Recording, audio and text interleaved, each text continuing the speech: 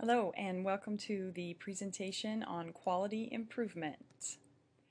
Our goal for today is through resources and individual work, the learner will effectively identify what quality improvement means to her, himself, in regards to one's current or future work, as well as the CAI final project.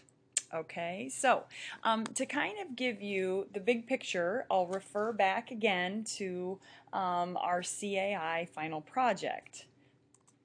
Now, as we have gone through the course, we have really kind of focused on these pieces of the curriculum design visual. So we've talked about our learning outcomes and our objectives. We've talked about pre-assessment and analysis. We've talked about high quality curriculum and instruction, and we've talked about assessment and analysis. So all of these pieces are what help us make our curriculum, our courses, our programs, whatever it is that you will be doing as a professional in your field. And the fifth, or kind of the final part of this then, is that quality improvement. So we have these four circles, and we're continuing this cycle to make sure that we are addressing all four of these circles. And then we step back and we say, okay, so is what we're doing, are we doing it effectively? And this is where the quality improvement comes in. Okay, so you can see we have these arrows that show that this is a continuous process.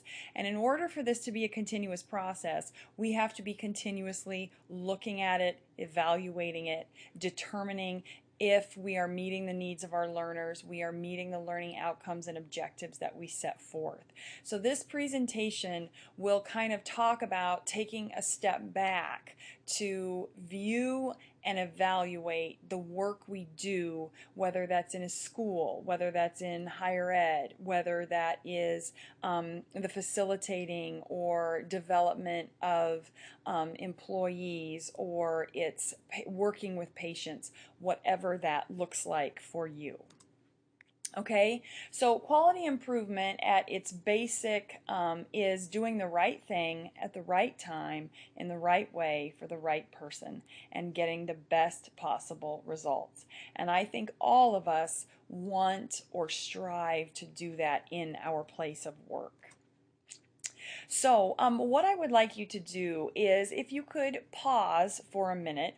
Earlier in Unit 1, I had you read a model for curricular quality assessment and improvement, and I would like you to take a minute, if you could dig that back out or go reference that back in Unit 1 and skim back over your notes, kind of what you thought about that reading, because it does give us kind of a bigger picture again of stepping back and looking at curriculum and the programs that we develop.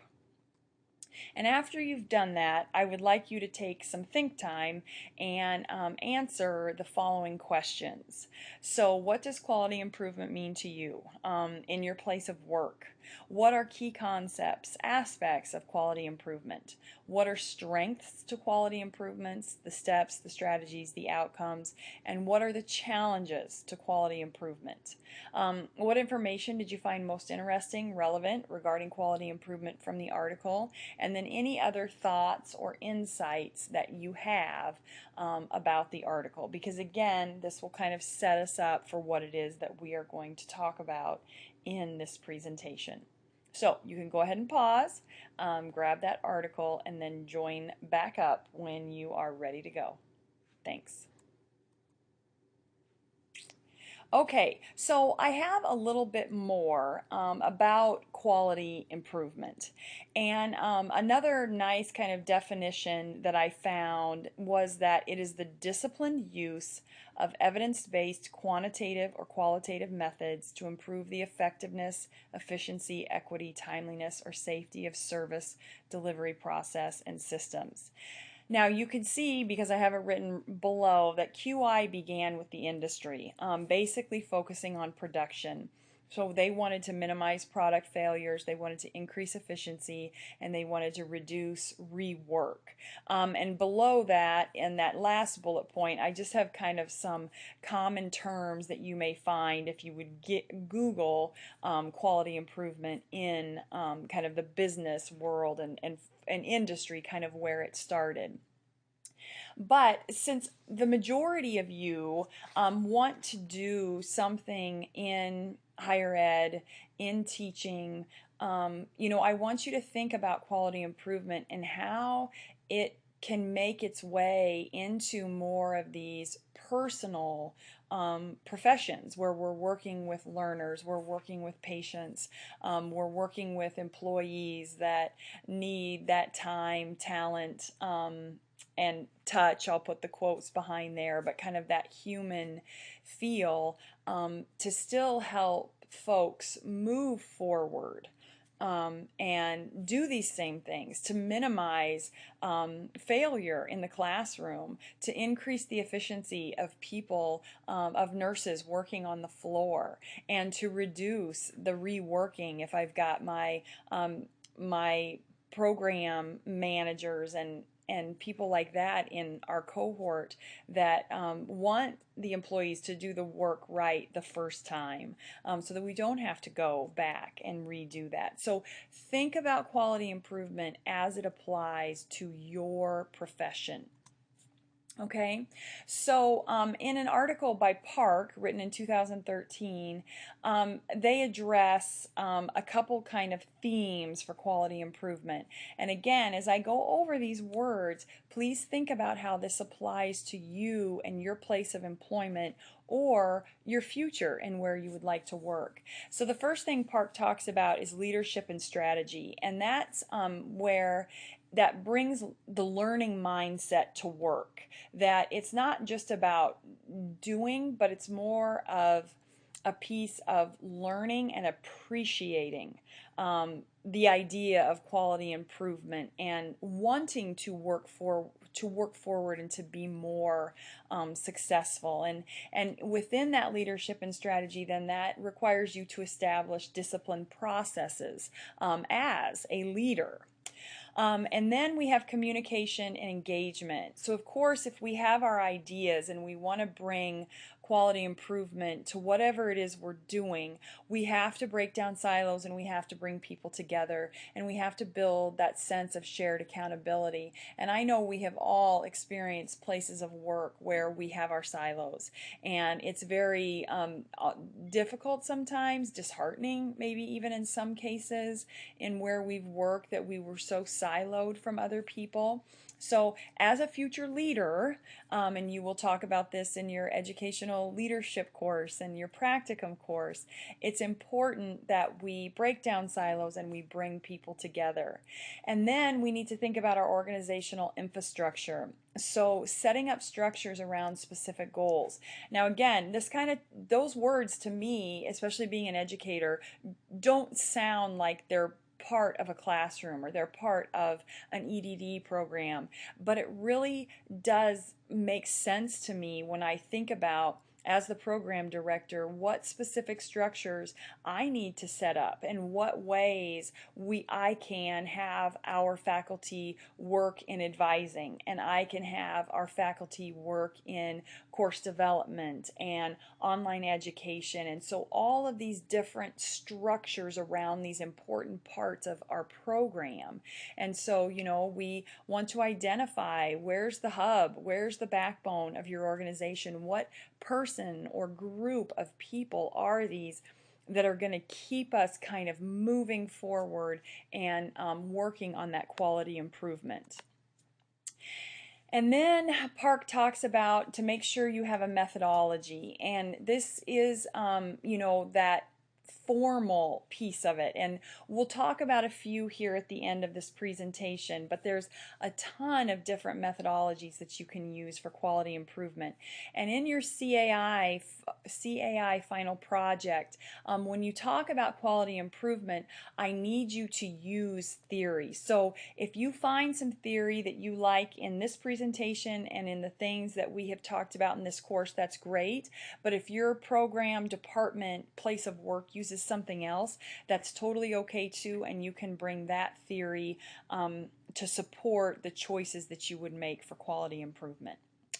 And then bullet number 5 is that data collection and analysis, and we'll talk a lot about that those pieces, if we don't have our data and we don't analyze it, we can only make assumptions. Victoria Bernhardt, who talks about multiple measures of data for the classroom, and we're going to talk about the multiple measures of data in a little while, but she says that educators should use data, not hunches, to identify areas of challenge, improve instructional practices, and improve student learning. And I really do believe, and I know I'm guilty of this sometimes, that sometimes we just do use hunches and we don't sit down and we don't take the time to collect the needed data. Or sometimes if we actually collect the data, we don't do as in-depth of an analysis as we should. So we need to be very cognizant that when you are in a leadership position, that you do make sure you have good solid methods of data collection and analysis. And then finally, we have capacity building, which is where we just invest the time and the energy into training the staff to embed the processes in our day-to-day work. And we want to create an organizational structure that supports these approaches. So again, I think this is kind of that personal piece where we have to take, like it says, the time and the energy to teach your employees, your faculty, your staff, whatever it is that whoever it is you may be in charge of, and we need to get on the same page, and we need to know what are our goals in moving forward for quality improvement. So again, I think some of these can kind of really be put back towards kind of our business folks, but I really like how they can be applied to health professions, to education, social services, all sorts of areas in our life. So I hope that you can take something from that and make it relevant to what it is that you're doing. So the bigger picture then too, when it comes to our CAI project, is what does quality improvement look like at your current position? So whether or not you're choosing to revise a program, a course, a project, staff development, faculty development, whatever it would be, what does it look like currently? And then you can kind of assess, so is it something that is effective? Is it something that I could think about maybe some alternative ways to improve the quality improvement processes that go on? Or if you're creating something new for me for the CAI project, what will the quality improvement look like, whether it's in this position or a future position? So I have a couple things, since we've kind of been looking at it from the business perspective, I wanted to add a little bit about education and healthcare. And so with some of the research that I've done and kind of breaking it down, with our education, a lot of time it's called continuous improvement, continuous quality improvement, and it happens at the classroom level, the system level, which would be like the district level, the collective level, which would be at the community and the school. So just like anywhere we would go, there's going to be multiple levels that we need to make sure are moving forward in a positive direction. But with education, it can be considered more difficult to take hold because of the way schools and districts are organized. And a big part of that is those silos. I think in education there are a lot of silos. The policy demand, we always have people that are pushing the schools to do this and to do that, and the changes that come so quickly can impact the data that we can collect. That it states that sometimes data that is provided isn't quick enough to inform change or to inform even sometimes in the classroom if we're using big standardized tests and we don't get the results back until the end of the year. So we have to maybe think about quality improvement in a different light when it comes to education. Now, with healthcare, there's a lot of information out there that states that healthcare has actually borrowed a lot of the quality improvement tools because they are focused, they can, and in a lot of cases, be focused on improving service, so decreased medical errors, increased patient satisfaction, etc. That healthcare has utilized statistical description to measure quality, and they work on things like equity and safety, patient-centered issues, timeliness, efficiency, and effectiveness. So that's kind of where the big concepts of quality improvement fall within education and healthcare. Okay, so as we go through this presentation, I am going to give you ideas and theories to think about. It is not the right or wrong way. So what I would ask is that you make sure that you do additional research as we reach and continue through Unit 3. So of course there's just so much to learn and apply in your current field and your future field, especially because so many of you are working on this doctorate to move on to something different and kind of bigger, I guess I would like to say, with that as well.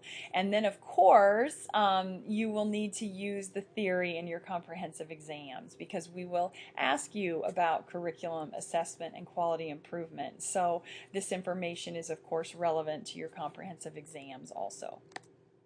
Okay, so a couple of thoughts on some of the theory. And again, I'm just sharing some things that I have found interesting and relevant in my research, but there is much more out there, okay? So the first one that I found that I've kind of been attracted to when I think about my own work sometimes is the Plan, Do, Study, Act. And there are versions of it that put that check in there. So you may see it that way, but a lot of times you'll see the PDSA. So the PDSA cycle, or otherwise known as the Deming cycle, is where you plan, so you plan ahead for a change, and you analyze and predict the results. You execute the plan, taking small steps in controlled circumstances, and you study. You check and you study the results, and then you act, you take action to standardize or improve the process. So again, if you're thinking about whatever it is that you've done with the CAI project, so you've revised maybe a curriculum, or you've revised a program of study for your employees. So now we're going to step back and we are going to figure out what it is that we want to assess, or what we would want to do differently with the implementation of our revised subject. And then we would figure out how are we going to assess it for quality improvement, and then you execute that plan, and then you collect that data, and then you take action to move your program, your course forward. Okay, so again, when we're talking quality improvement, we're stepping back and we're looking at our whole business. We're looking at our whole program, whatever it is we have in front of us. And we will do an activity at the end of this presentation that I hope will kind of allow you to grasp this a little bit more. So if you're not with me 100% right away, that's okay, because I'm going to show you, or I will offer you the opportunity to do a little hands-on thinking with it at the end. So there's just some benefits of the PDSA below. So problem solving, project management, new product development, continuous development, because you may look at your program and you may realize that, oh, our student evaluations are showing that we don't have enough active learning strategies within our courses, and so as far as an educator would go, that would be a new product that we would want to add to our curriculum. So you'll just kind of have to take this terminology and tweak it to the best of what it is that you're focused on. Now, I also really like the Six Sigma, and this tends to be, again, more of a business piece, but I believe that it very much can be applied to both the health professions and education. So if you've never heard of Six Sigma before, it is a process that is really used to eliminate defects. And in this context, a defect is anything that impairs the quality of a product or service. So the example that I have from their website talks about such things as like brakes not working in a vehicle. Or it could also be the actual process of making the vehicle. And then another example that they give that I thought was kind of funny was that two people serving hundreds of people in a bar. And so, again, I think Six Sigma can be applied to any area that we work in.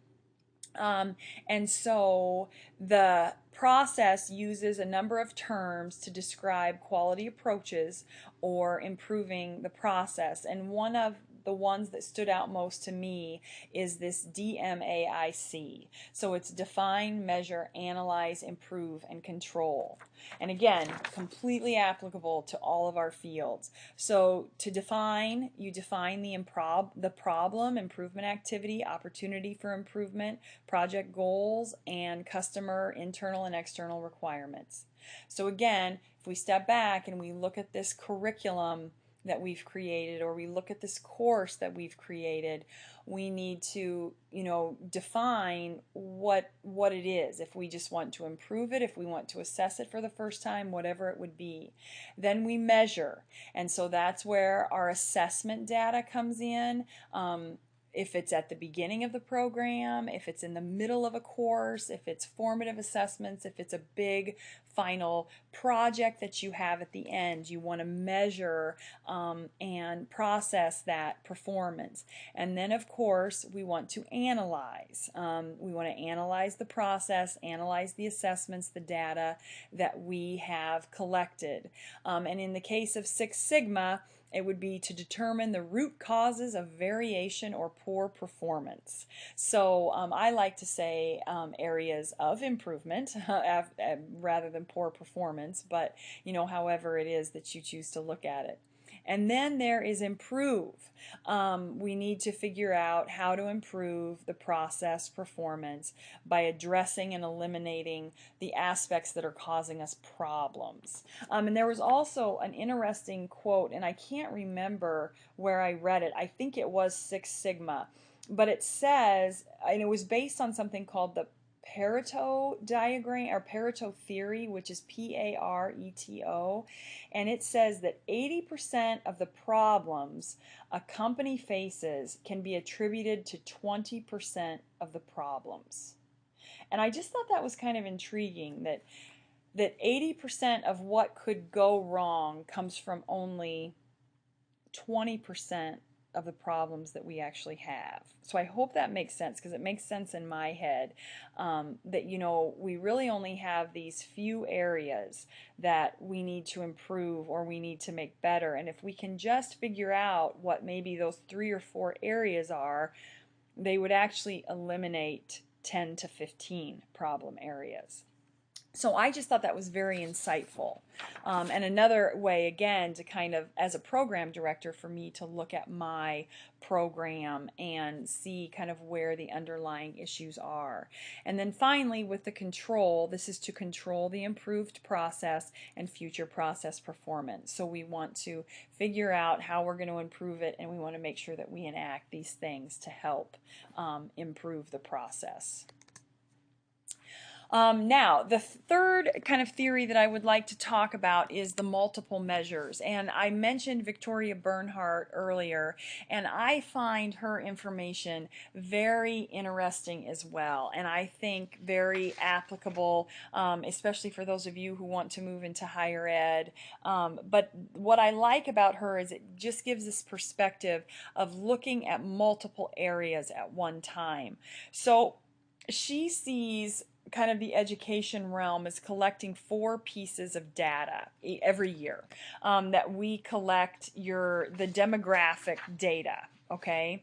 And so with the demographic data, we're looking at descriptive information. So gender, date of birth, attendance, suspensions, first language, student mobility, special needs, etc. And then we collect the perceptions. So these are how students, teachers, and parents perceive the educational environment. And this could be more than just those 3 people. It can be community, it can be state, it can be local, district, whatever it would be. And then the third category is your student learning. And so this is your classroom assessments, your diagnostic assessments, formative assessments, report cards, teacher observations, etc. And then fourth is your school processes. And this can be curriculum alignment, assessment, instructional strategies, school climate, leadership capacity, special ed, parental involvement, co-curricular activities, etc. So lots of ideas. And her premise really is that we are not to look at these 4 main areas individually, but we are to look at how they interact with each other. And so in the article that I have for you in Unit 3, there is a measuring, let me see what it's called real quick. It's just called Multiple Measures by Victoria Bernhardt. And there's this great chart in there where it kind of shows this overlapping piece of, for example, if we look at demographics and then we look over here at perceptions. So are there, right here, are there groups of students who are experiencing school differently? Okay, so let's say we have children who have at least one parent who is a dropout.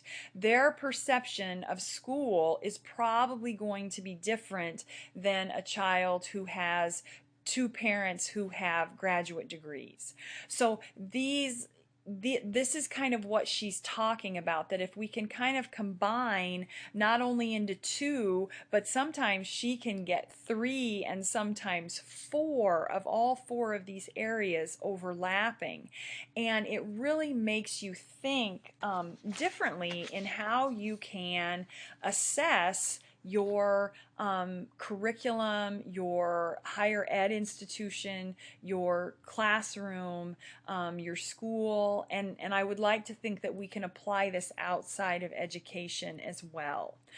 So for my health professions and my business people, you know, we'd have to think about how do demographics play a part for you? How do perceptions of your workplace play a part? How does the processes of where you work, how do they, you know, what do those look like? And then the fourth part being that student learning would probably be more of employee production, employee meeting deadlines, you know, things like that. So, and with our health professions, our, you know, again, patient satisfaction, and how do our nurses and our doctors and our OTs and our PAs, how does that, what goals do we have set for them, and are they achieving those? And I think that's kind of how we can look at the student learning. So I really encourage you to read over the information that I provided by Bernhardt and maybe do some extra research, because it is very interesting and insightful the different ways that we can look to use multiple measures of data to figure out if we are constantly improving, and not only that, but to figure out the areas that we do need to improve in. So when you think about the CAI final project, whether it's again a program or a course, what kind of data can you collect from both of those when we think about student evals, administrative evaluations, feedback from the community, whatever it would be in your place of work, and how can you take that data and kind of look at it not individually but more as a collective. So then to kind of jump back now, because we've talked a little bit about the theory, I want to go back to that article that we looked at in the beginning, and the model for curricular assessment or quality assessment and improvement article, because I think this is where now we can kind of see the true tie into the CAI final project, because as the author Reed said in this article, there are specific pieces that are important to our curricular design. And the first one is the competent practitioner. It's what type of individual do you want to develop? Okay, now again, whether that's a student, that's someone in higher ed, it's one of your employees, it's whoever it is, what kind of person do you want them to be based on your teaching, based on your facilitation, based on your development? And then what kind of core competencies and objectives do you want them to meet? So those knowledge, skills, attitudes, and behaviors. And I really like Reed's emphasis on the course and curriculum mapping. And I realize that that is an optional piece of Unit 2, but if you haven't had a chance to look at that, I encourage you to at least bookmark the videos and try to come back to that later, because mapping really does help us lay out our curriculum, again, whether that's in a course or that's in a program, and it can be very, very beneficial. We did that for the EDD program, and it's wonderful to have all of our courses, our entire program laid out in this, I think it's like 6 or 7 page document of what our objectives are, how we're assessing them, what are the learning and teaching strategies that we do in each of the courses, what resources do we need, what textbooks do we use, and all of that information is right there, and it's just one great big piece of data that we can use to help improve our program, and constantly try to move forward, not only on the document but in our program in general. And then, because we have our core competencies and objectives, we have these knowledge, skills, attitudes, and behaviors, we need to make sure that we are assessing them and we are gathering the data that we need. And so we've talked about pre-assessment already, and gathering that baseline data so that when we assess later, we have more information or we have that baseline information to compare it to. And then he talks about that implementation of curriculum. And again, we want to look at that curriculum mapping and that course mapping. What changes do we need to make? What's going well? What's not going well? And in order to do this, we can do things like observe, or we can do things like Victoria Bernhardt said, that we have a notion or a nudge, but what's most important is that we do that data collection, and that we collect multiple sources. So whatever your work entails in gathering that data, make sure that you can grab multiple sources of data that you can analyze. And then we want to step back and we want to reassess and we want to evaluate. Do we have good outcomes? Do we have good objectives? What's the student learning like within our curriculum, within our program? What assessment and evaluation activities can we improve? Review the content, and then of course all of this information that we're collecting, what will we do with it? How will we use it? Okay, so when we think about quality improvement, we're stepping back and we're looking at all of these things: the type of individual we want to develop, our competencies, our objectives, the data that we're collecting, and what that's telling us about the performance. And then we're making decisions based on all of that. So it's a lot of stuff to think about when you get into kind of that leadership position, whether you're there already or you're going to be there eventually. We need that big picture of our program, our curriculum, our staff, professional development, whatever it would be. Okay, so here I have, we are almost done. I know it's exciting. I know I talk a lot. I apologize for that. But the good thing is you can always stop and start the video and walk away. But what I would like you to do for the last part of this today is that I would like you to create a concept map for me. And in the next slide, I have some terms.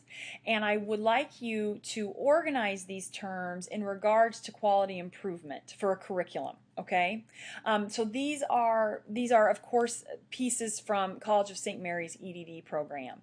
And so here they are right here, okay? And if you want to print off the slide and cut them out, if you just want to write them down and make your own concept map, that's whichever way you want to do it is fine. Or if you just want to write it down too, that's okay. But what I would like you to think about is, how do you use the concepts on the next slide to make the most continued and effective improvement for a program? What strategies, actions do you take to make sure the curricular program keeps moving forward? And then what does this process look like? Are there various stages or processes? What does the timeline look like? And then of course, I need you to really stay focused on that data and assessment, okay? So keeping that at the forefront of your mind and your concept map as you are creating it. So again, these are just pieces from the EDD program that I feel like I have to think about all the time. And that in stepping back from all these little pieces that we do each and every semester, sometimes each and every month it seems like, and I guess some of them you could say would probably be yearly. But as I step back and as a program director, I say, how do I keep moving my program forward? All of these pieces play a part. And so maybe you have something in your own place of work right now where you are in a leadership position and you have all of these different pieces of data and aspects of your program or your institution or your place of work to look at. But I would just like you to take a few minutes and think about, how do they fit together? How would I use them to make quality improvement decisions for this program? Okay, so you can go ahead and pause the video, and then we will just when you're done, go ahead and push play again, and I'll just finish up the presentation. Okay, so good luck. I hope this is kind of thoughtful and engaging for you and kind of gives you more of a hands-on understanding of what it is that we're talking about when we talk about quality improvement. Okay, so I hope it worked. If you have anything insightful or kind of exciting to share about that process of the concept mapping, please feel free to email me, or you can put something on the discussion board too if you would like, that kind of just shares your thoughts about that.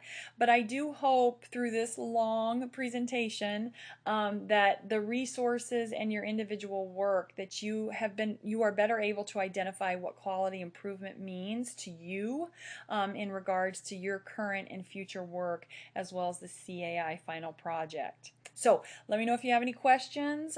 Thanks for your time, thanks for your attention, and I look forward to seeing what theory you address and what decisions